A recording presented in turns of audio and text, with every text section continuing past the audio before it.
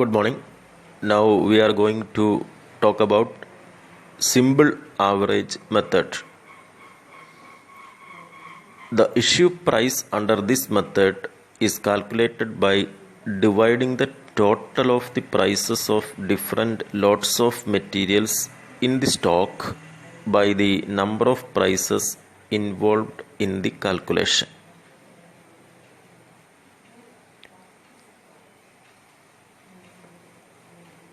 Average എന്ന് പറയുമ്പോൾ നമുക്കറിയാം, തന്നിരിക്കുന്ന പ്രൈസസിൻ്റെ ടോട്ടൽ എടുത്തിട്ട് അതിൽ എത്ര പ്രൈസ് ഉണ്ടോ അതിനെ നമ്പർ കൊണ്ട് ഡിവൈഡ് ചെയ്യുക എന്ന് പറയുന്നത് പോലെ തന്നെ സിമ്പിൾ ആവറേജ് മെത്തേഡ് എന്ന് പറയുമ്പോൾ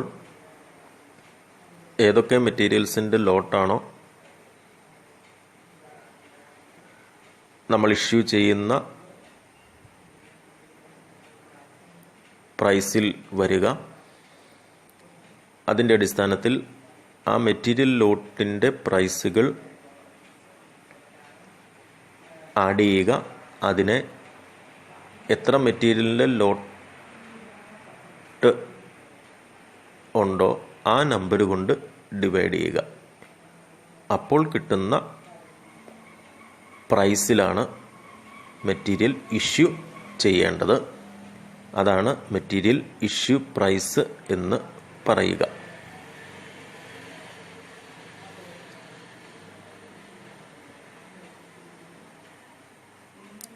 Suppose the following are three different lots of materials in stock when certain quantity of the material is to be issued. 400 units at the rate rupees 6, 300 units at the rate rupees 7, 500 units at the rate rupees 8. These are different lots and its prices. In this case, simple average price is equal to prices of different lots divided by number of prices. That is 6 plus 7 plus 8 divided by 3 is equal to rupees 7. 7 is material issue price.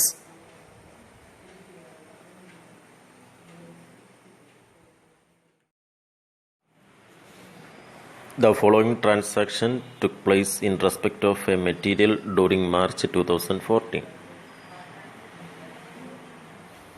March 1st, balance in store 600 units, rate per unit 4. അത് stores ലെഡ്ജറിൽ opening സ്റ്റോക്കാണ്, അത് balance കോളത്തിൽ കാണിക്കുക. Next 6th March received 400, rate per unit 5 റിസീപ്റ്റായിട്ട് കാണിക്കുക. 8th March issued 300 unit.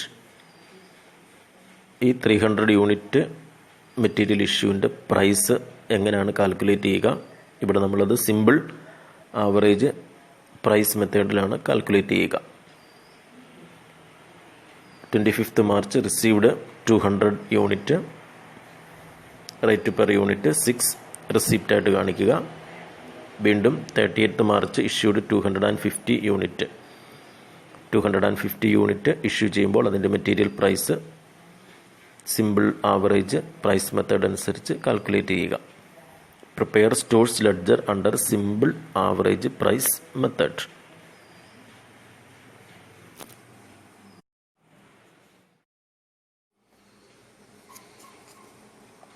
First മാർച്ചിലുള്ള balance in store, balance കോളത്തിൽ quantity, അതിൻ്റെ റേറ്റ്, എമൗണ്ട് റെക്കോർഡ് ചെയ്യുക.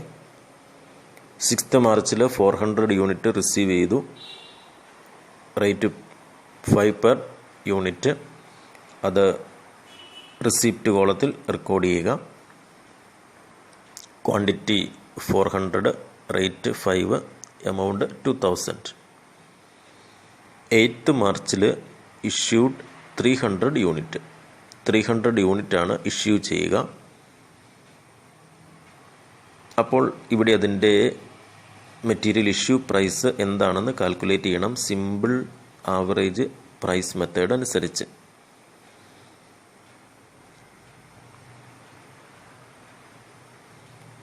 അത് കാൽക്കുലേറ്റ് ചെയ്യുക. 300 യൂണിറ്റാണ് ഇഷ്യൂ ചെയ്യേണ്ടത്. അപ്പോൾ നമുക്ക് ഉള്ള ലോട്ടുകൾ 600ൻ്റെ ബാലൻസ് ഇരിക്കുന്ന ലോട്ട്, അതുപോലെ 400 മെറ്റീരിയൽ 6-ാം തീയതി റിസീവ് ചെയ്തു, അതിൻ്റെ ലോട്ട്, അങ്ങനെ ടോട്ടൽ 1000 ലോട്ടാണുള്ളത്. അതിൽ നിന്നും 300 യൂണിറ്റാണ് നമുക്ക് ഇഷ്യൂ ചെയ്യേണ്ടത്. അപ്പോൾ 600 ലോട്ടിൻ്റെ പ്രൈസ് 4 ആണ്. 400 ലോട്ടിൻ്റെ പ്രൈസ് 5 ആണ്. ആ രണ്ട് പ്രൈസും ആഡ് ചെയ്യുക. അതിൻ്റെ രണ്ട് ലോട്ടിൻ്റെയും പ്രൈസായിട്ടുള്ള അതിൻ്റെ നമ്പർ എന്ന് പറഞ്ഞാൽ 2 പ്രൈസാണ് നമുക്കിവിടെ ഉള്ളത്.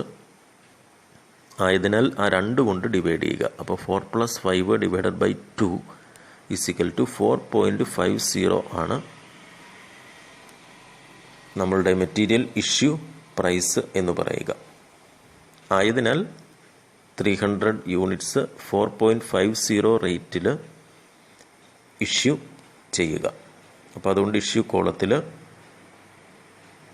Quantity 300, rate 4.50, amount 1350. ഇനി 8-ാം തീയതിയിൽ അതിൻ്റെ ബാലൻസ് എടുത്തെഴുതുക. അപ്പോൾ ഇവിടെ സിമ്പിൾ ആവറേജ് പ്രൈസ് മെത്തേഡ് അനുസരിച്ച് വരുമ്പോൾ നമ്മൾ ആ ലോട്ട് നമ്മൾ അക്യുമുലേറ്റ് ചെയ്തിട്ടാണ് എഴുതി വരിക. അതായത് 600ൻ്റെ കൂടെ 400 മെറ്റീരിയൽ ആഡ് ചെയ്തു, അപ്പോൾ 1000 മെറ്റീരിയലായി. അതിൽ നിന്നും 300 യൂണിറ്റ് മെറ്റീരിയൽ നമ്മൾ സിമ്പിൾ ആവറേജ് പ്രൈസ് മെത്തേഡിൽ ഇഷ്യൂ ചെയ്തു. ഇനി ബാലൻസ് വരുന്നത് 700 യൂണിറ്റാണ്. അത് ബാലൻസ് കോളത്തിൽ കാണിക്കുക. അതിൻ്റെ എമൗണ്ട് എഴുതേണ്ടത് ശ്രദ്ധിക്കുക. 1000 യൂണിറ്റിൻ്റെ എമൗണ്ട് 4400 ആണ്. ആ 4400-ൽ നിന്നും ഇപ്പോൾ ഇഷ്യൂ ചെയ്ത എമൗണ്ട് എന്ന് പറയുന്നത് 1350 ആണ്. അത് ലെസ് ചെയ്തിട്ടുള്ള എമൗണ്ടാണ് 3050 എന്ന് പറയുക. അപ്പോൾ ആ രീതിയിലാണ് അത് റെക്കോർഡ് ചെയ്യേണ്ടത് എന്ന് ഓർക്കുക.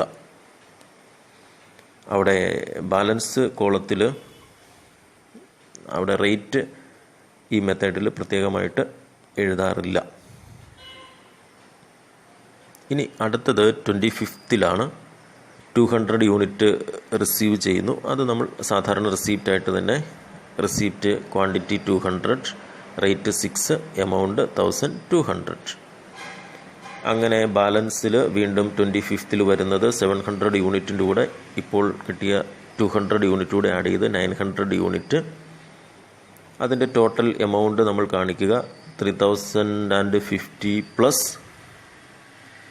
1200, that is 4250. തുടർന്ന് 30th മാർച്ചിൽ 250 യൂണിറ്റ് ഇഷ്യൂ ചെയ്യണം. അപ്പോൾ ഈ 250 യൂണിറ്റ് ഇഷ്യൂ ചെയ്യുമ്പോൾ അതിനെ റെപ്രസെൻ്റ് ചെയ്യുന്ന പ്രൈസുകൾ എന്ന് പറയുക 3 പ്രൈസസ് ആണ് നമുക്കുള്ളത്. Material price 4, 5 and 6. അതായത് ബാലൻസ് ഇരിക്കുന്ന 600 യൂണിറ്റിൻ്റെ 4 rupees, 6-ാം തീയതി റിസീവ് ചെയ്ത 400 യൂണിറ്റിൻ്റെ 5 rupees, 25-ാം തീയതി റിസീവ് ചെയ്ത 200 യൂണിറ്റിൻ്റെ പ്രൈസായിട്ടുള്ള 6 rupees. അപ്പോൾ ഈ 3 ലോട്ടുകളുടെയും പ്രൈസ് ആഡ് ചെയ്യുക. അതിനെ അതിൻ്റെ നമ്പർ കൊണ്ട് ഡിവൈഡ് ചെയ്യുക. നമ്പർ എന്ന് പറയുമ്പോൾ 3 ലോട്ടിൻ്റെ പ്രൈസാണുള്ളത്, അതുകൊണ്ടാണ് ആ 3 കൊണ്ട് ഡിവൈഡ് ചെയ്യുക.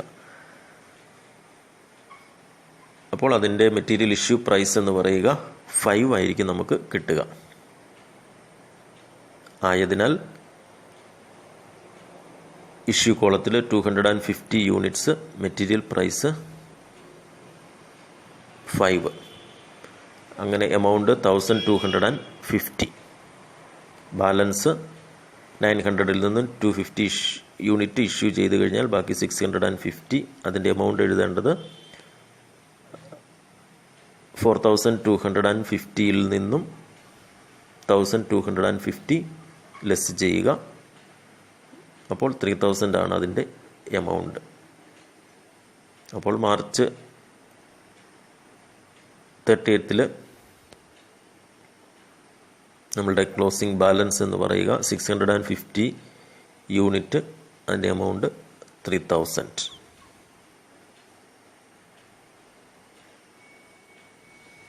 അപ്പോൾ ഈ രീതിയിലാണ് സിമ്പിൾ ആവറേജ് മെത്തേഡ് കാൽക്കുലേറ്റ് ചെയ്യുക. അപ്പോൾ നമ്മൾ ഇഷ്യൂ ചെയ്യുന്ന മെറ്റീരിയലിൻ്റെ പ്രൈസ്, അതേതൊക്കെ ലോട്ടുകളുടെ പ്രൈസ് കൂടുന്നതാണോ അതിൻ്റെ ആവറേജ് എടുക്കുക. എന്നിട്ട് ആ ആവറേജ് പ്രൈസാണ് നമ്മളുടെ മെറ്റീരിയൽ ഇഷ്യൂ പ്രൈസായിട്ട് പരിഗണിക്കുക.